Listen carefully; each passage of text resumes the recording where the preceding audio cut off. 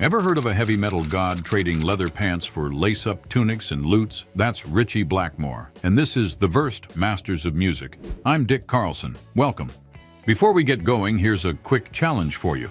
How many times did Ritchie Blackmore walk away from Deep Purple despite its global success? And here's another one to chew on.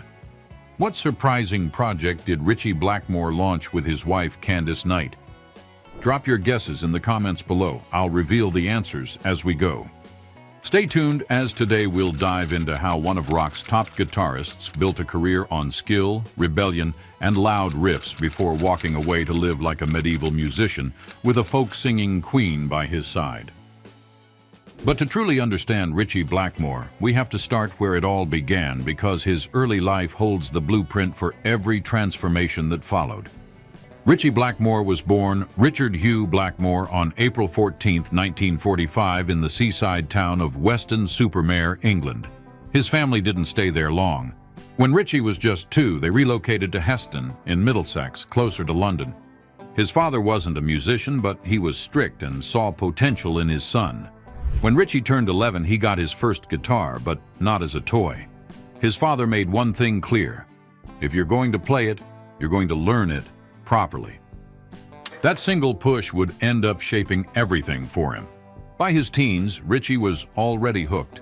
He studied classical guitar for a full year and later took lessons from Big Jim Sullivan, one of the UK's most respected session guitarists at the time. While most kids his age were worried about grades or girls, Ritchie had his head down, obsessing over tone, technique, and theory. He left school at 15 and took a job as a radio mechanic at Heathrow Airport. But what he really wanted was music. Around this time, he started doing session work on the side and joined a group called the Outlaws. They played behind a long list of other artists, giving Ritchie an early taste of both the grind and the technical demands of professional music.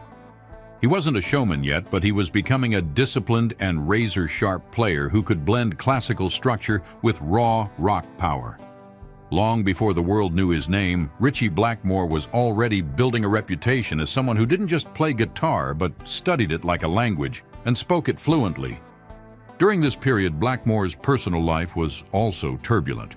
He had married German dancer Margit Volkmar in 1964, and together they had a son, Jürgen Blackmore, born the same year. But years of relentless touring and perfectionism took a toll on his relationships. His first marriage, already strained, didn't survive the rock and roll schedule. The couple divorced sometime in the late 1960s, but Ritchie never allows it to affect his career. He kept working on his music, and it wasn't long before his sound started shaking the world. In 1968, Ritchie co-founded Deep Purple alongside keyboardist John Lord and drummer Ian Pace. The band's early lineup shifted a few times, but by the time the classic Mark II version locked in with Ian Gillan on vocals and Roger Glover on bass, the pieces were in place. They were making history together.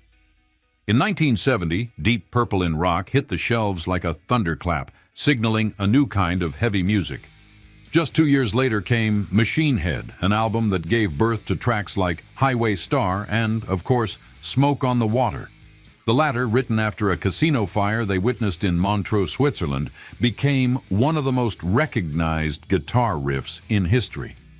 With fame came fortune, and Ritchie wasn't shy about enjoying the rewards. He moved to Oxnard, California, reportedly for tax reasons, and picked up his first major property. It wasn't a rock star palace, but it marked the beginning of a lifestyle shift. He also started collecting guitars, including his now legendary 1968 Fender Stratocaster, a white model with scalloped frets that let him bend notes with unmatched control. That guitar would become his signature weapon on stage. As his sound grew sharper, so did his image. Ritchie developed a reputation for being intense, reclusive, and incredibly precise. He wasn't interested in the party scene or the press. He preferred staying in, listening to classical composers. He once admitted that nearly 75% of the music he listened to was European classical, not rock. But it was that same influence that made his playing so distinctive. While others were relying on blues roots, Ritchie started weaving Baroque scales and classical phrasing into his solos. He played fast, but never sloppy. His notes hit like lightning, but they always told a story.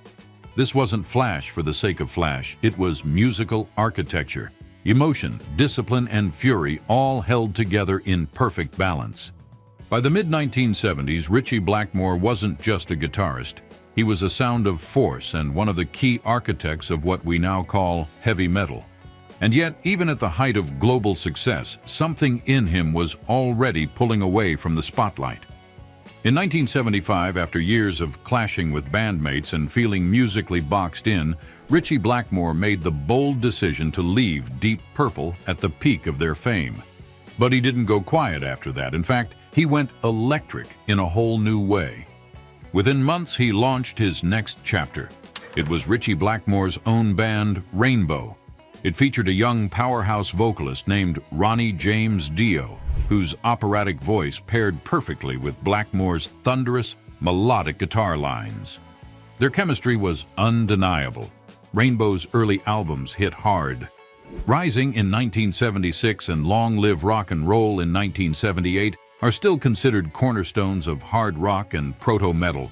But what really stood out was how much control Ritchie had.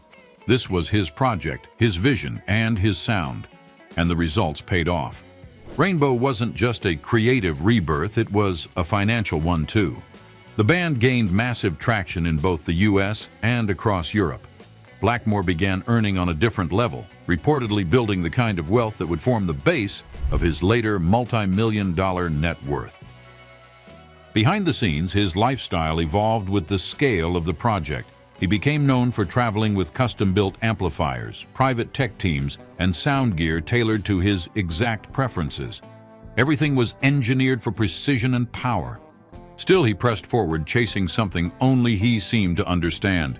He was after an ideal sound, a perfect moment, always just out of reach.